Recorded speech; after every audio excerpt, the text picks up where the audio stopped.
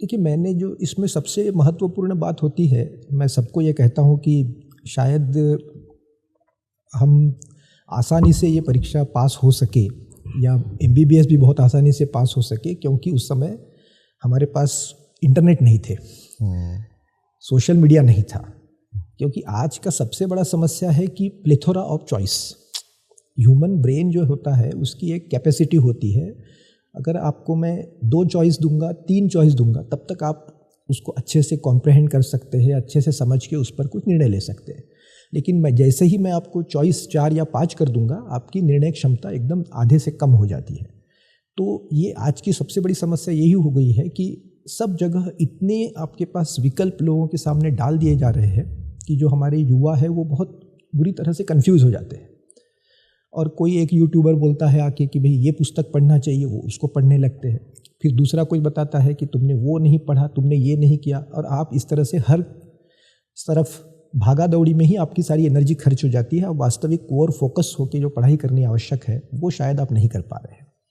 उसके चलते लोगों को कठिनाई हो रही है। मैंने तो मेडिकल साइंस लेके पढ़ाई की है, यूपीएससी मैंने मेडिकल साइंस का एग्जाम देके गया था। तो हमारा पढ़ाई किया हुआ था मेडिकल साइंस का। तो हमेशा सब्जेक्ट चयन सबसे एक क्रूशियल आइटम रहता है। हम लोगों के लिए 2 सब्जेक्ट रहते थे उस समय। तो हमने एक मेडिकल साइंस लिया था और दूसरा मैंने मराठी लिटरेचर लिया था, क्योंकि मुझे मराठी लिटरेचर में कुछ गति थी। तो ऐसे वक्त हमेशा सब्जेक्ट ऐसा लेना चाहिए।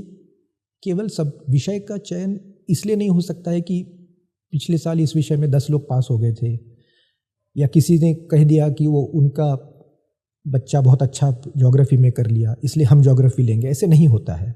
हर व्यक्ति की अपनी एक पकड़ होती है, अपनी एक गति होती है। तो जिस विषय में आप कंफर्टेबल हो, जिसको आप आसानी से मैनेज कर सकते हो, जिसके लिए रिसोर्सेस आपके पास उपलब्ध हो, हमेशा ऐसा ही विषय चुनना चाहिए। तभी आप, क्योंकि उसमें लिखना पड़ता है, long questions, long answers question रहते हैं, ऐसा नहीं कि एमसीक्यू है। तो जहाँ लॉन्ग आंसर क्वेश्चन रहते हैं वहाँ बहुत सारी चीज़ें मैटर कर जाती हैं।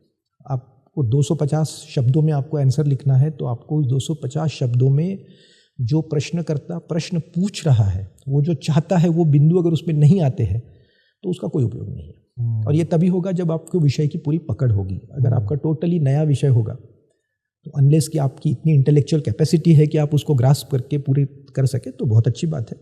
लेकिन कोशिश हमेशा यही करनी चाहिए कि जो ऐसे विषय चुनिए जो आप आसानी से हैंडल कर सके और जिस पर आपकी पूरी तरह से पकड़ हो। बिल्कुल। फिर सर 95 में आप यूपीएससी क्वालिफाई किए और आज 30 साल आप झारखंड में सर्विस किए हो गया ऑलमोस्ट। इस 30 साल के जर्नी पे आप क्या बोलेंगे? ये बहुत अच्छी जर्नी रही है। मतलब आप कह सकते हैं कि जैसे पीछे मुड़ के देखे तो कोई रिग्रेट के पल बिल्कुल ही नहीं है। कहीं ऐसा नहीं लगा कि भाई किसी चीज़ को लेकर खराब लगा हो या कुछ, ऐसा बिल्कुल फील नहीं आता है।